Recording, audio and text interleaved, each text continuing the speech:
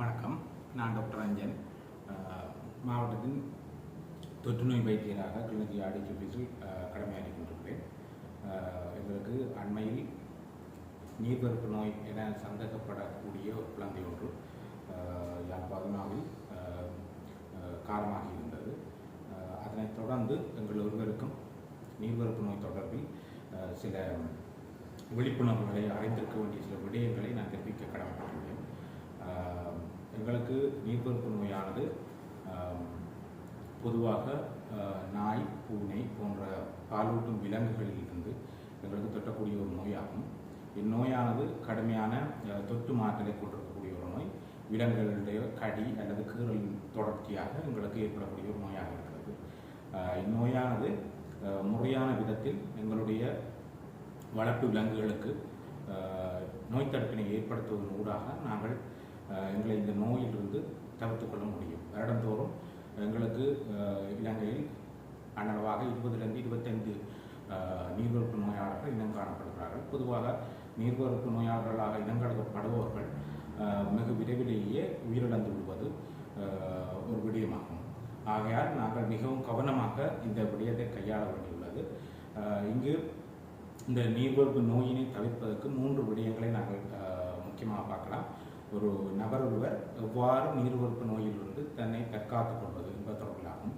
முக்கியமாக நாங்கள் ஒரு நாய்க்குட்டியை தத்தெடுக்கின்ற பொழுது அதனை எடுத்தவுடன் அல்ல முதல் 6 கிழமைகளுக்குள் முதலாவது ஊசியையும், 2வது ஊசியினை 6 மாதத்திலும், அதிலிருந்து 1 வருடத்தில் ஒரு ஊசியும், வருடந்தோறும் அதனை தொடர்ந்து ஊசிகளை வழங்குவதன் மூலமாக எங்களுடைய செல்லப்பிராணிகளிலிருந்து எங்களுக்கு இந்த நோய் பரவுவதை நாங்கள் தடுத்துக் கொள்ள முடியும்.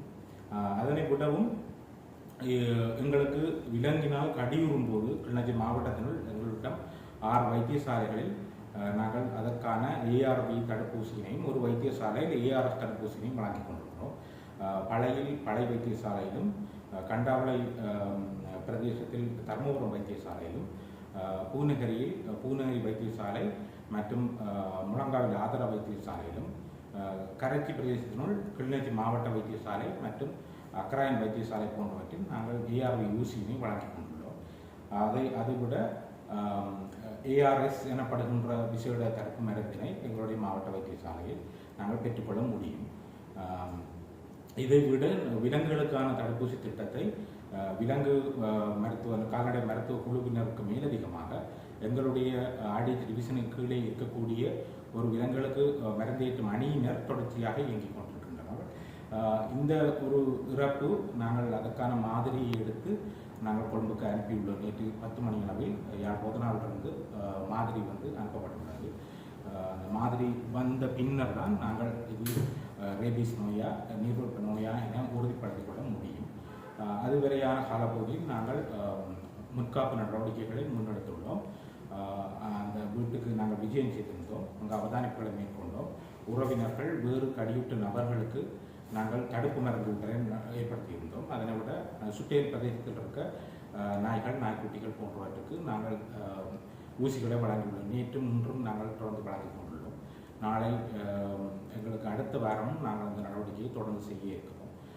நாங்கள் கனிவான வேண்டுகோளாக நாங்கள் எல்லாரிடம் கேட்டுக்கொள்வது, ஒரு நாய்க்கடி ஒன்று நிகழும் போது உடனடியாக அடுத்த 10 நிமிடங்களுக்கு பெட்டாடின் வாட்டருடன் அல்லது சவக்காற்றுடன் நாங்கள் நன்றாக அந்த கடி காயத்தை கழுவ வேண்டும்.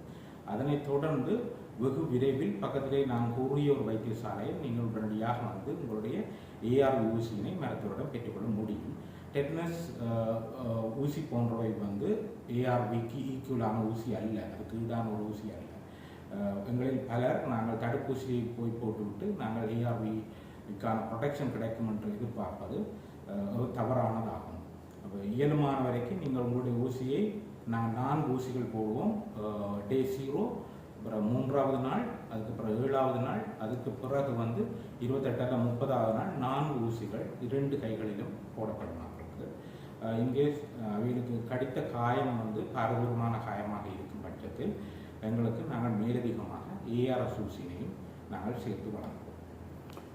அந்த உயிரிழந்த குழந்தையினுடைய நாய் அந்த அந்த உயிரிழந்த குழந்தையை கடித்த நாய் 2020ஆம் ஆண்டு அளவில் தான் தடுப்பூசி போடப்பட்டிருக்கிறதாக கூறப்படுகிறது. இந்த நேரத்திலே வைத்தியரை சிகிச்சைக்காக அணுகிய போது அவர்கள் நாய்க்கு செலுத்தப்பட்ட மருத்துவ அட்டையை பரிசீலிக்காது சிகிச்சை வழங்கப்படவில்லை என்று சொல்லி அந்த குடும்பத்தை குற்றம் சாட்டுகிறார்கள். இது தொடர்பாக ஏதாவது விசாரணைகள் நடைபெற்றிருக்கிறதா? நாங்கள் அது தொடர்பான அவதானிப்புகளை முழுமையாக மேற்கொண்டிருந்தோம். நாங்கள் குற்றம் சாட்டுவதன் மூலம் பார்த்தீங்கன்னா இதையும் அடைய முடியாது.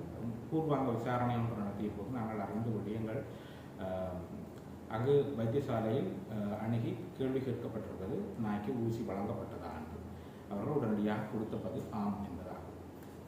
இதே நேரத்தில் 2022ஆம் ஆண்டு 800 நாய்களுக்கு செலுத்துகின்ற 800 தடுப்பூசிகள் பாதுகாக்கப்படாமல் இருந்த நிலையில் அது செயலிழந்த நிலையிலே அந்த ஊசிகள் நாய்களுக்கு செலுத்தப்பட்டதாக குற்றச்சாட்டப்பட்டிருக்கிறது. அதே நேரத்தில் இது சம்பந்தமாக அமைச்சரவைக்கும் சுகாதார அமைச்சுக்கும் அழுத்த மூலமாக பிராந்திய சுகாதார சேவைகள் திணைக்களத்தில் அனுப்பப்பட்டதாக கூறப்படுகிறது.